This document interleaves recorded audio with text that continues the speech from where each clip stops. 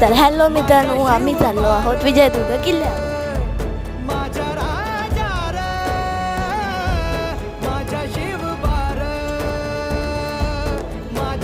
तुम्ही बघू शकता विजयदुर्गला जाताना सुंदर असा परिसर आहे. तर माझी कॅब उडत होती म्हणून मला ती पकडावी लागली.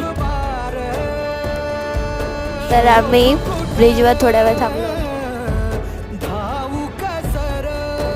आणि आम्ही विजयदुर्ग किल्ल्यावर पोहोचलो आहोत आणि हा विजयदुर्गचा एंट्रन्स आहे.